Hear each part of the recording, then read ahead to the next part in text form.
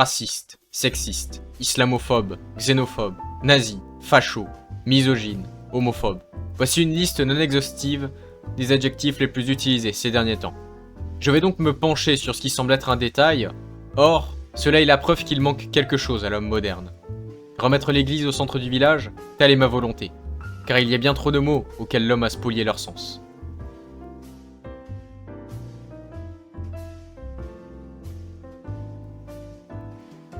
Commençons par racisme. J'ai déjà donné sa définition et donné mon point de vue quant à la déformation que ce mot a subie, mais voici. Idéologie postulant une hiérarchie des races et hostilité envers une personne en raison de son ethnie. Poursuivons donc avec sexisme. Attitude discriminatoire fondée sur le sexe. Ainsi, il n'y a pas que les femmes qui subissent le sexisme, n'en déplaise à Sandrine Rousseau et compagnie. Le machisme, lui, désigne l'exacerbation de la virilité et prône une supériorité totale ou partielle de l'homme sur la femme. Messieurs, affirmer que l'homme et la femme sont seulement différents ne relève pas du machisme ou du sexisme. Il y a une sérieuse distinction à faire entre supériorité et différence. Et tant que je parle de sexe, parlons féminisme et masculinisme. On les oppose souvent, mais comme ceux qu'ils représentent, ces mots ne sont que différents. Bien que ces deux concepts soient stupides selon moi, l'un visant à aider la femme qui subirait une pseudo-oppression patriarcale, et l'autre en théorie à faire de même mais pour les hommes, eh bien sachez mesdames et messieurs que non. Le féminisme est vu comme un bienfait pour l'humanité, une idéologie salutaire qui ne veut de mal à personne, tandis que le masculinisme serait simplement un mouvement anti-féministe, évidemment. En bref, le féminisme c'est pour tout le monde, et le masculinisme, ça fait du mal aux hommes, et surtout aux femmes. Mettons-nous d'accord, le genre humain est décomposé en deux sexes. L'homme et la femme, le mâle et la femelle. L'humanisme, ce n'est pas aider la terre entière quitte à sacrifier ses voisins, mais placer l'épanouissement d'une personne, d'un homme, au-dessus de toute autre chose. Je viens de dire que l'humain se décomposait en homme et en femme. Il est tout naturel que le masculinisme et le féminisme soient donc de simples dérivés de cela, l'un voulant que tout homme s'épanouisse en tant qu'homme, et idem pour la femme. En bref, le masculinisme devrait prôner des valeurs masculines telles que la force, le courage, la sagesse et le contrôle de soi. Le féminisme, lui, devrait prôner des valeurs féminines telles que la gentillesse, la faiblesse et l'acceptation. Ainsi, je me place dans la catégorie des humanistes. Je veux que les hommes soient des hommes et les femmes des femmes. L'un ne peut exister sans l'autre, de toute manière. Ainsi, le féminisme n'a pas vraiment de sens en Occident, mais en a dans les pays africains notamment. Le masculinisme, lui, devrait être majoritaire en Occident, puisque la société se féminise. Mais le but devrait être l'épanouissement de chaque homme, et donc de rééquilibrer la balance, non pas de la déséquilibrer comme cela est le cas aujourd'hui. Faisons maintenant la différence entre humanisme et humanitarisme. On fait passer beaucoup de choses en raison d'un pseudo-humanisme naïf, mais il n'en est rien, ce n'est que de l'humanitarisme. Cette idéologie dangereuse prône l'altruisme, la tolérance, et veut supprimer la douleur du monde entier au nom de la morale et de l'humain. C'est exactement ce que fait la gauche en France. Vous n'êtes que de petites fourmis qui ne peuvent aider que leur prochain, alors contentez-vous de l'humanisme. Il est bien plus louable de vouloir l'épanouissement de tout homme en se concentrant sur son prochain, plutôt que d'être assez idiot pour penser que vous pouvez sauver la terre entière. Aucun homme ne peut être un super-héros. Résignez-vous, grands enfants. Vous ne pourrez être au mieux qu'un héros. Et tant que nous y sommes, parlons d'héroïsme. Citons quelques héros. Achille, Thésée, Jason, Héraclès, Gideon, Charles de Gaulle, Arnaud Beltrame ou encore Henri d'Anselme. Tous sont morts ou mourront un jour. Tous ont agi dans l'intérêt d'autrui. On assimile l'héroïsme à la bravoure, mais il n'en est rien.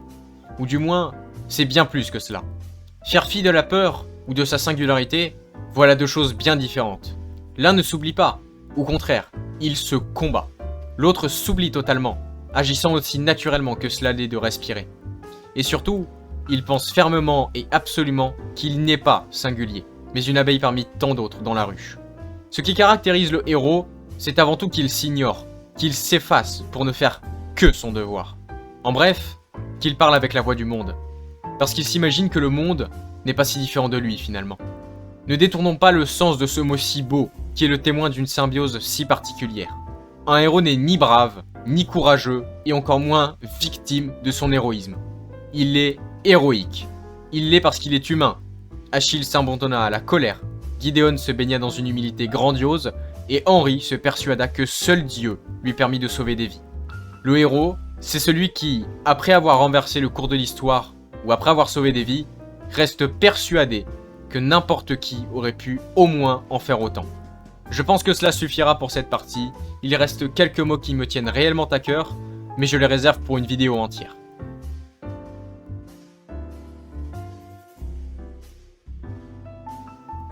Non, Phobos n'est pas l'incarnation de la haine, mais de la peur. Aujourd'hui, il y a peur et phobie, et cette dernière désigne une peur irrationnelle. Ainsi, être arachnophobe, c'est avoir une peur irrationnelle des araignées. Alors pourquoi parle-t-on de xénophobie, pour désigner la haine envers l'étranger? Sans doute parce que personne n'a peur des étrangers, mais il fallait bien créer un monstre, une chose difforme qui effraie uniquement de par son apparence. Idem pour l'islamophobie. Ce serait la peur irrationnelle de l'islam, mais cela désigne la haine de l'islam. Rebelote avec l'homophobie, la transphobie, la grossophobie, ou bien encore la lesbophobie. Ce ne sont que des monstres, ou plutôt des épouvantails monstrueux.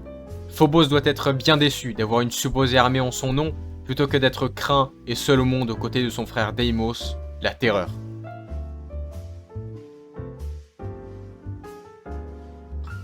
Voilà ce que l'on confond avec Phobos. La haine.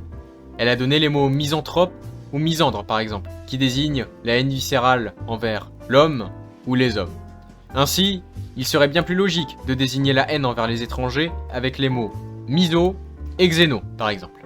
Avec cela, on en déduit quelque chose. Être misogyne, c'est détester la femme. Encore une fois, il y a distinction à faire entre misogyne, machiste et sexiste. Les deux derniers ne détestent pas la femme, ils la méprisent. Pour des raisons différentes, certes, mais le résultat est sensiblement similaire. Le misogyne, lui, ne méprise aucunement la femme. Il la hait au plus haut point. Il ne l'infériorise pas, bien au contraire, il la juge assez importante pour mériter d'être haï. Une maxime dit que l'opposé de l'amour n'est pas la haine, mais l'indifférence. Mais c'est précisément ça qui pose problème. L'homme perd de vue ce qui est un opposé. L'opposé de 1 est moins 1. Mais qu'est-ce que cela nous raconte? C'est qu'une chose et son opposé sont absolument similaires, tout en étant antinomiques. Aimer un être, c'est un sentiment particulier, qui place ce dernier au-dessus du monde entier. La haine, voilà le sentiment le plus proche, mais aussi le plus éloigné de l'amour. Parce qu'il place lui aussi l'être visé au-dessus du monde. L'un le chérissant et l'autre le maudissant. Mais ces deux choses sont exactement les mêmes dans leur concept. La finalité, elle, est opposée.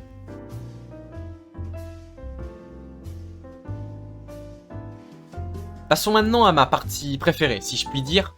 Je vais m'attaquer au camp du pas d'amalgame, du faux pas généralisé et du luttons contre l'islamophobie. Et commençons par cette chère extrême droite. Vous savez, celle qui cause plus de morts que les terroristes islamistes. Mais qu'est-ce qui définit un parti comme étant d'extrême droite, tiens? En premier lieu, le rejet de l'immigration. Si ce seul critère suffisait, toute la droite est extrême, et une bonne partie de la France avec. Ensuite, il y a le projet autoritaire.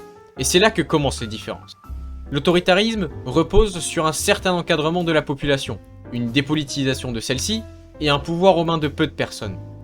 Zemmour et Le Pen seraient d'extrême droite.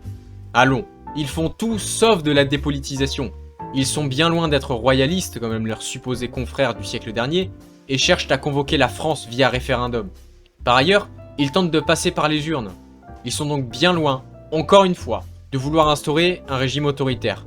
Car si tel était leur but, ils seraient les politiques les plus idiots que la Terre ait pu porter. Contrairement à nos amis gauchistes, je ne ferme pas les yeux pour renier l'existence de l'océan devant moi. Je les écarquille. Puis, j'en déduis que je peux faire comme si la part d'eau douce qui se déverse dans l'océan était négligeable. L'extrême droite en France est ce qu'est l'eau douce dans la mer. Une partie négligeable, si ce n'est oubliable. Venons-en au nazisme. Je n'innocenterai jamais Zemmour quant aux accusations qu'il subit, simplement parce qu'il est né au sein d'une famille juive. Bien que je trouve cocasse le fait de voir son visage affublé de la moustache de notre cher Adolphe. Toutefois, nous sommes sûrs qu'il n'y ait aucun parti nazi dans le champ politique actuel. En tout cas, ce n'est pas le cas pour les plus influents. Pourquoi cela? Eh bien voyons. Définissons tout d'abord le nazisme. Revenons à ces cours d'histoire que vous avez peut-être oubliés. Il ne s'agit pas d'un parti uniquement, mais aussi d'une idéologie politique qui hiérarchise les hommes. D'un côté les sous-hommes, et de l'autre, la fameuse race aryenne. En bref, le national-socialisme est une sorte de fascisme raciste, qui trie les hommes selon s'ils font partie de la race dite pure ou des bâtards. Nous pouvons même rajouter à cela le caractère expansionniste de l'Allemagne nazie. Où retrouve-t-on Jean-Marie Le Pen, sa fille, ou Éric Zemmour là-dedans? Où sont-ils? Montrez-moi que j'ai tort, je vous en supplie. Chaque jour, je me réveille en me demandant si aujourd'hui, enfin, le monde me montrera que j'ai tort.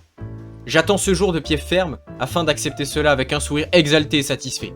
Mais a fortiori, ce jour se fait attendre.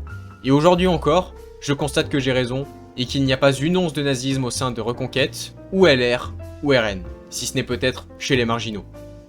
Le nazisme est, en outre, un parti politique d'extrême droite. Et là, en effet, nous retrouvons beaucoup d'aspects énumérés plus tôt. Terminons cette partie avec nos chers Antifa.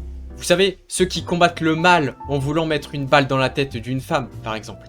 Bouffonne d'Alice Cordier là qui repartage les Kurdes, moi je dis que j'ai un conseil à lui donner.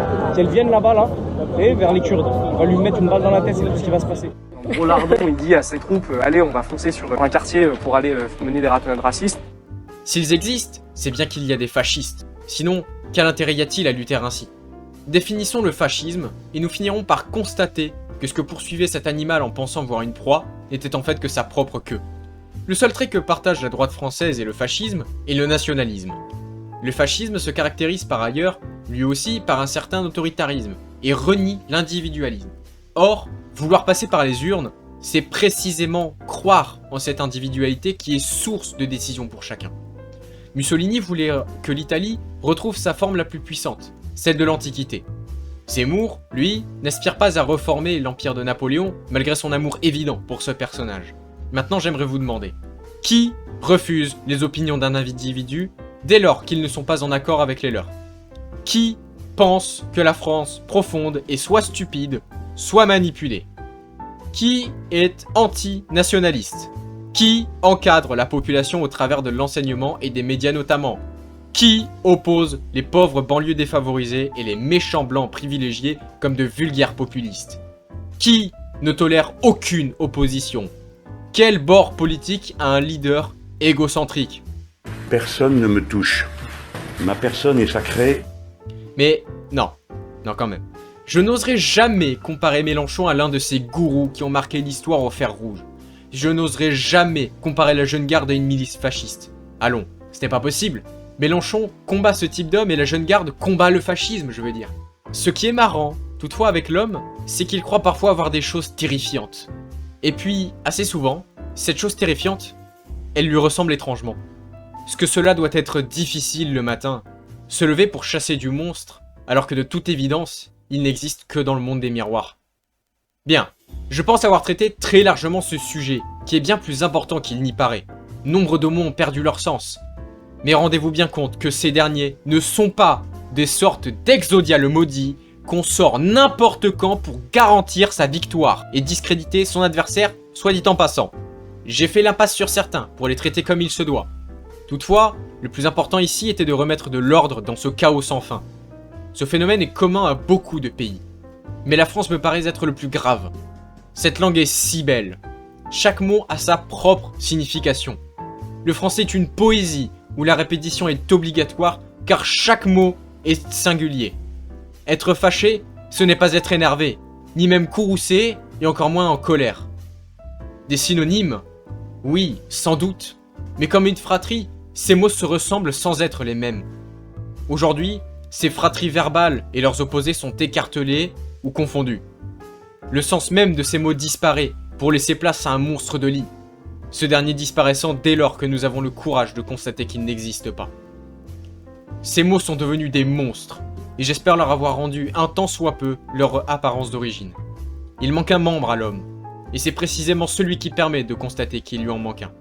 Étant plus jeune, je me suis demandé pourquoi quelqu'un d'aussi logique que moi pouvait être vu comme un fou. Et j'en suis venu à penser que j'étais bel et bien fou, parce que le monde avait perdu ce qui lui permettait de l'être. Quand les mots perdent leur sens, l'homme perd la tête.